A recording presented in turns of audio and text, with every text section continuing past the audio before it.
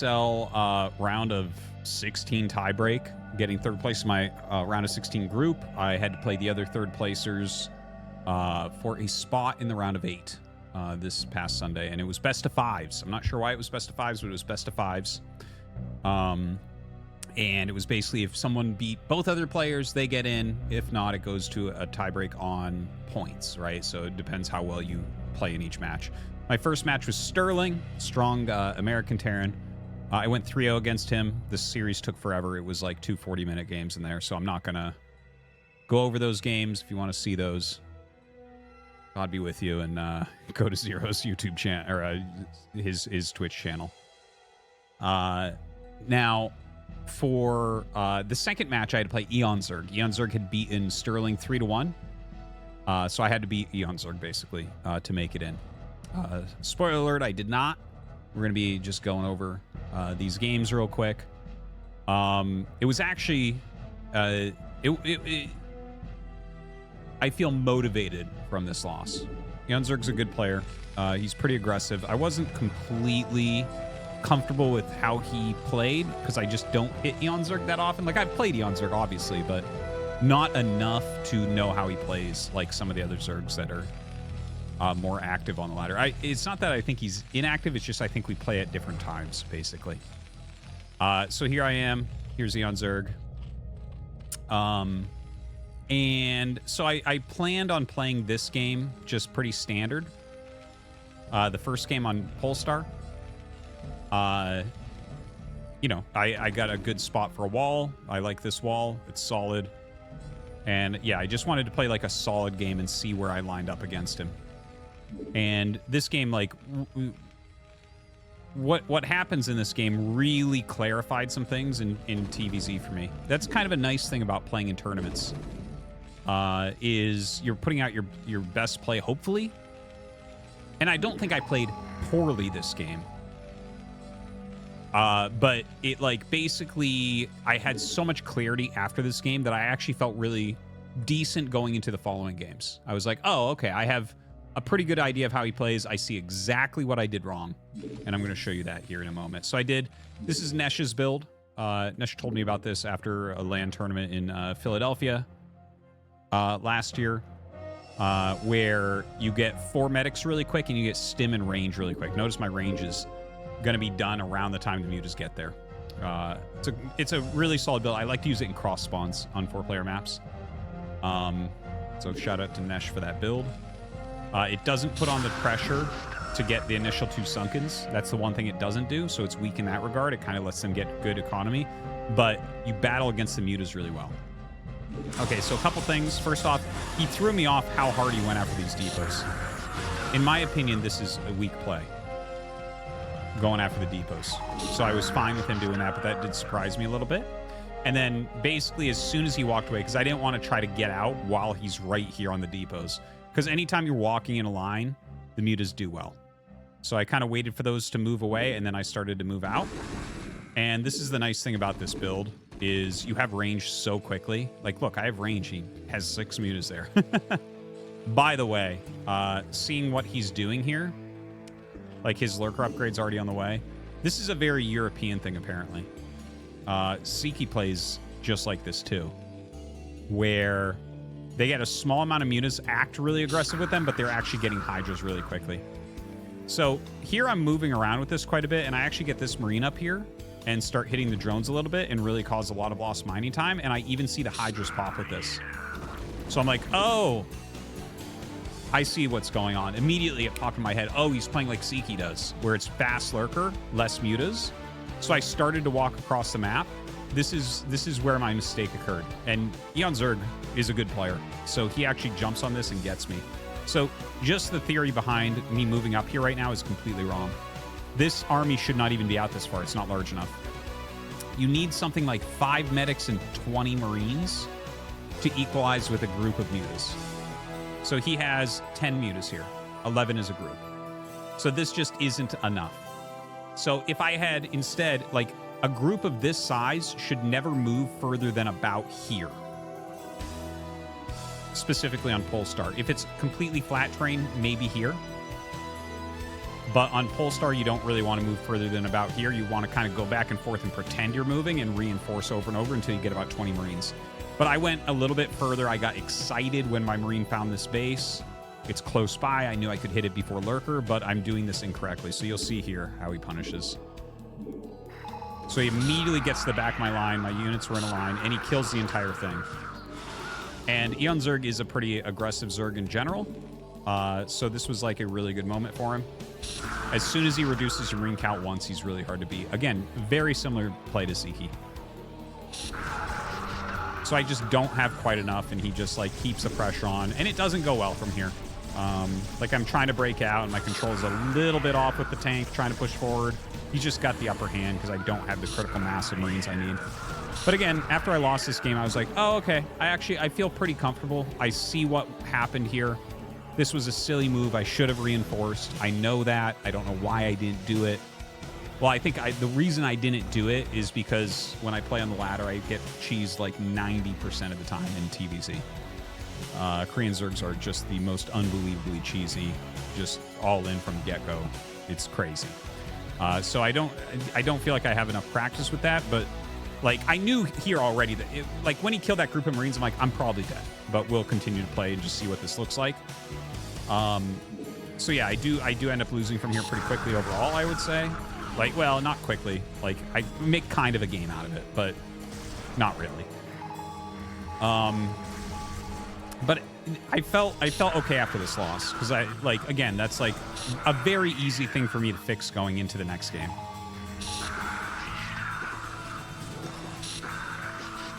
So you can see here, I'm trying to pressure. I know that I'm really far behind, but I get this nice big drop off, and it just barely doesn't do enough. As you can see, like I get the hatch really low. I do some good damage, but I didn't get enough with that. Maybe I should have ferried in more. I was kind of low on vessels, like, yeah. And from here, it's like you're never going to win. If you do a 3 dropship drop like that, like you have to make it work. So anyways, I had a very solid idea of how I wanted to play the rest of the series going forward. I'm like, actually, I'm still in this. I can do this still. I can adjust that. Because like a player that plays aggressively like this, if you maintain critical mass, it gets hard for them to kill your army because they're making lots of units and not lots of drones. It's very opposite to like how Striker plays. It's like a little bit of an army crush type style. Like yeah, I don't know. The European Zergs just seem to play like this, honestly. Like I played Izu in an earlier round and he plays kind of like this too. Well, Izu is actually a little bit more all in, to be fair, but like they really are aggressive. So I was like, okay, I know what to do against this. So on to game 2. Game 2, we had to choose our maps before the series. So game 2 is Attitude, game 3 is Sylphid. Attitude was my choice. Polestar was his.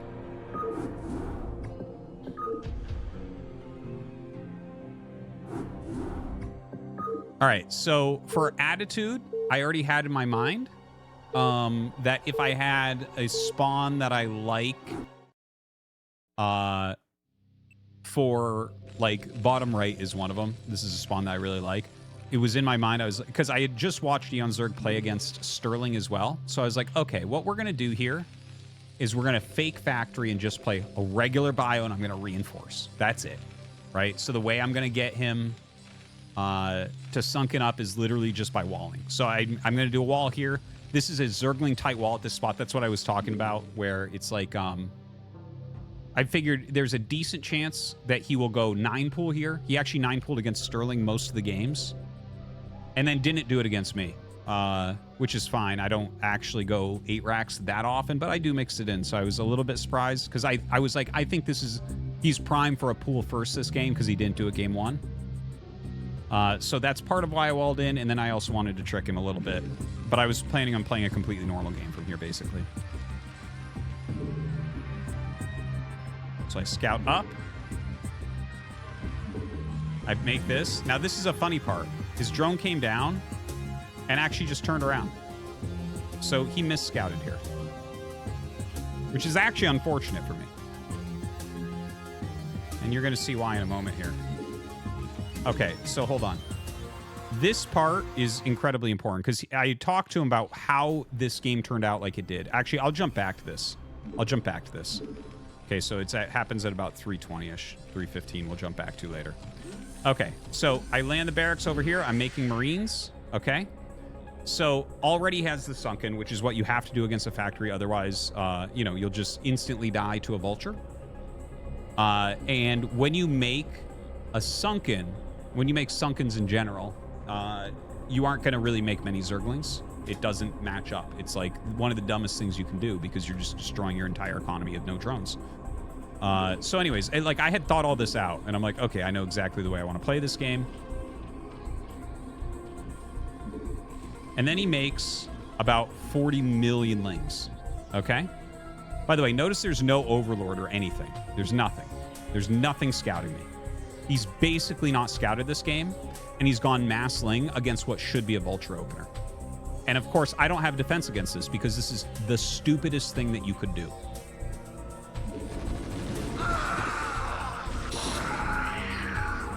And then his mutas get in right before my turret's finished. Literally, that turret was at 99% when the mutas killed the SCV making it.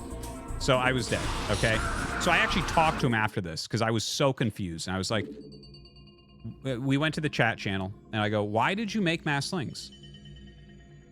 And he told me, he's like, this map is actually fucked up. I could see your command center from the low ground. Okay? So the timing on my command center tells you that I didn't get a gas. My command center on high ground. Because I'm like, okay, that's, like, I didn't prepare for speedlings because it is literally the stupidest thing you could do here. So apparently, I guess that's why I wanted to go back and check that. Right, so here comes his drone. Let's turn my vision off. Oh. Hold on.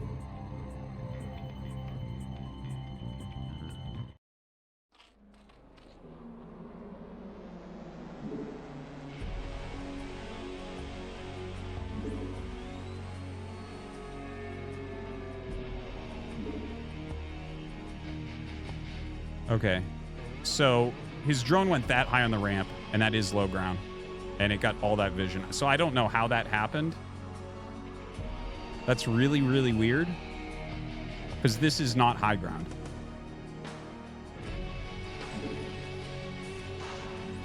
Anyways, he saw the command center there. So I don't know. Anyways, that I was pissed about that game. That game really made me angry. Because I didn't even get to do anything that game. So he agreed with me when I was like, well, I was pretty upset. I was like, I don't mind losing to you, but that's fucked up. He's like, yeah, actually, that one's not your fault. Like, it's a fucked up map that you can see from low ground. The command center, like the edge. I had no idea that was the case. No idea. If his drone had popped up, I'd play differently, but it never ever did. So I'm like, okay, like he has no idea what's going on. I'm safe. Anyways, that felt really bad. And that made the whole series feel bad because like from game one, I feel like I had good adjustments to play. And then that happened in game two. So I'm like, oh shit. And then we're going to Sylphid. And Sylphid, I had already decided that I would do Valkyrie Vulture. I wanted to do Valkyrie Vulture into a siege tank timing push because I thought that would do well against his kind of lower econ play. And it doesn't work out, which is fine because I'm not that good at Valkyrie Vulture yet. I'm still working on that build. I only use it on like a couple maps. Like I use it here sometimes. Occasionally I'll use it on Octagon, and that's about it. They both have good main base walls. That's like part of why I do it on the maps. I get forward pulled a lot on the ladder, so I like main base walls if I'm going to attack because it gives me some sort of chance still. Anyways, we can speed this up a little. It's not that interesting of a game, honestly.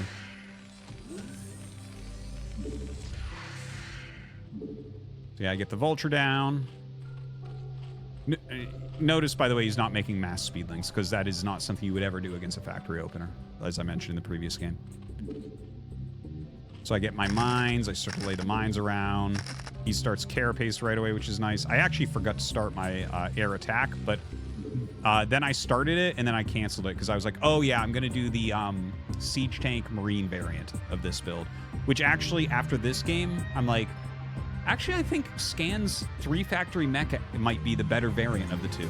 Light plays it like this, or played it like this in ASL, like against Jaedong, and I was really impressed with that build. I've been trying it out. Scan generally plays this with a continuation into mech, and I think the mech continuation is maybe more interesting. Like it's more fluid for sure. I think the bio transition is all in basically.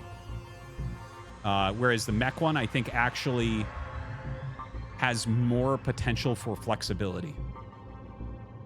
Maybe not as quick a strong push, but a stronger overall game maybe is how I would probably term that out. And in the future, I'll probably be going for the mech variant of this instead. The thing is, I don't like mech against Zerg very much, but I think that this build is pretty good against it. So anyways, he comes in. I actually get sick damage on these mutas with the Valk. See that? He's really low already. He's trying to chase. I'm like, nope. I didn't do my Valk micro well here. Okay. I have mines all over. Oh, I didn't notice that he took this, actually. I should have laid a mine there, but I didn't. I don't expect Zergs to take this base. This actually explains what happened a lot better. Because I thought I had good timing on understanding what was going on over here.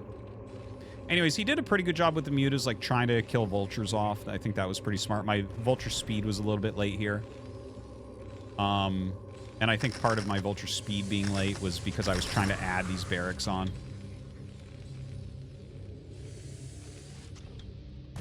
Lots of Hydras come out. And see, I'm just trying to get my my build going, my push, as quickly as possible. He's already droned pretty well.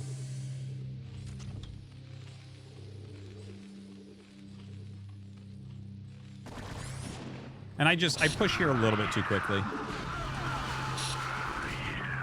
I'm still okay right there, but he's really massing up. I don't know how to use this build all that too well. What I did wrong here, to be fair, because this is a good build. This is, again, the build that Light used to kill Jaedong on Octagon, and I think it is a good build. But I didn't really recognize that he had this base, and I didn't recognize how hard he was going into Hydra Lurker. So I felt like I needed to push before the Filers are out. But he was really spending a lot of money on army at this point. Anyways, I didn't execute the build very well. I tried to get into some sort of regular game, but when he killed this army, I knew it was already over. So yeah, that was basically the series. EonZerg wins easily from here. And, you know, he gets to go to the round of 8. Well deserved. Very strong player. But I feel like I got really good clarity from this series. So the first game, as I mentioned, like, I'm like, oh, I suddenly see these fundamentals that I'm not doing well enough that I really need to practice hard. And for game 2, that was a fluke. That shouldn't have happened like that. That's unfortunate. I would have liked to have been able to actually play a game there instead of a drone seeing from low ground up to high ground. That's fucking stupid. And then for this game, like, this made me feel, again, a lot more clarity that I should have gone into the mech style that Scan has been using more often. Like, I understand the thing is, the Scan version is not really a transition.